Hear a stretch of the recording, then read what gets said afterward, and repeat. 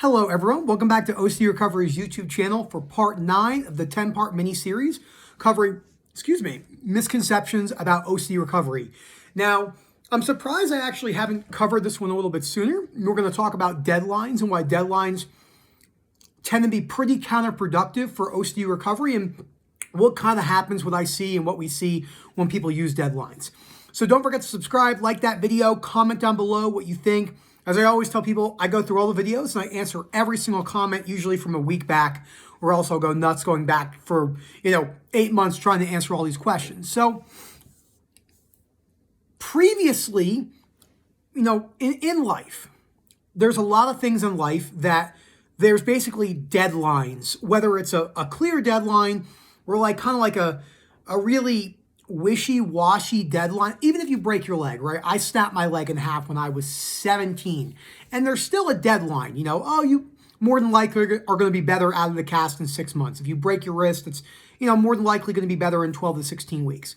But OCD recovery just doesn't work that way. It actually works counterintuitive to the way that we're kind of programmed to think in instant gratification and just in certainty.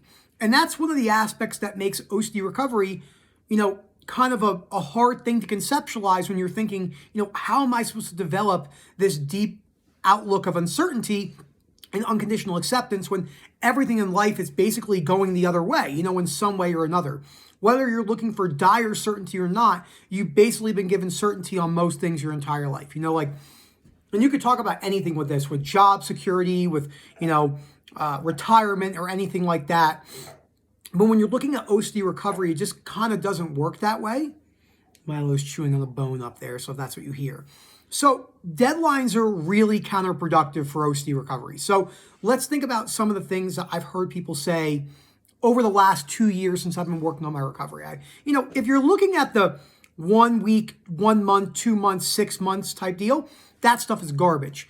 I have yet to meet someone with severe chronic OCD who's reached a full, robust level of acceptance in 6 months. This isn't to say that you're not going to see, decreased anxiety or benefit in a 6-month period, but the chance of you reaching a robust level of acceptance in 6 months is extremely rare, next to impossible.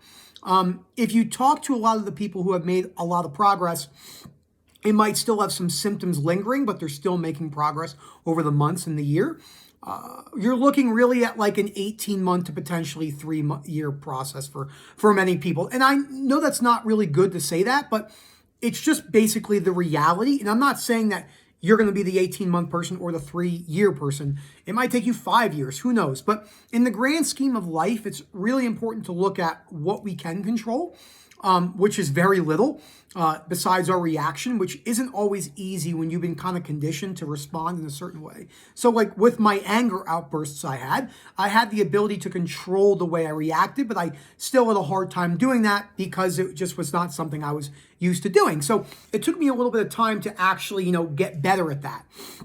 But the deadlines, what we see is, what are the deadlines usually revolved around? So birthdays, holidays, recovery anniversaries, since you've been working on it. And it's good to have some set dates and being like, hey, it would be nice if I was, in a better spot a year from now. But if it's not loosely held in a preference like that, it really kind of sets you up for a disaster. So, I personally don't look at recovery timeline at all. Like I don't even look at it. May 1st coming up will be 2 years since I've been working on recovery, but I don't even think about that ever, except unless I'm mentioning it in a video.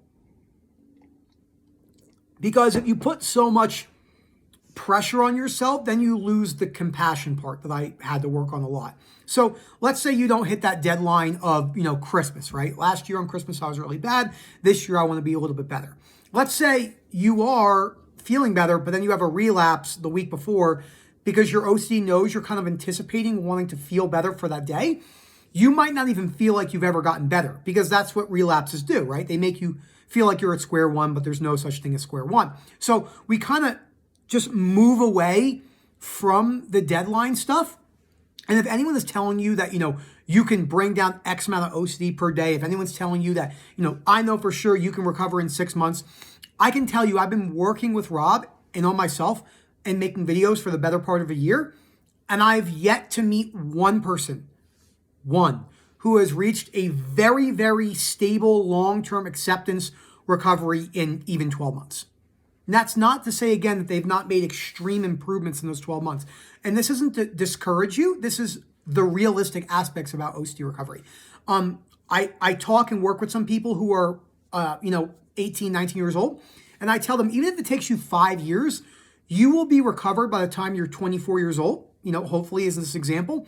And you'll have such a crazy outlook, philosophical outlook, if you apply the tools and work on your homework and face your fears with time and patience, than most people could ever dream of. And it's not that you're better than that person, because I always tell people this: if everyone on the planet had OCD, we would all be going through it the same way, trying to. So trying to compare yourself, saying that you're a better person because you have more acceptance, is kind of a dead end too, which I kind of did for a little bit. I was like, I'm so much more better at acceptance than other people. And I realized that was just attaching another conditional aspect of myself, but I'm kind of getting off on a tangent. So back to the deadline stuff. So have some self-compassion. It's okay to set some goals, to be like, hey, I'm going to, try my best to work on recovery in a non-compulsive manner.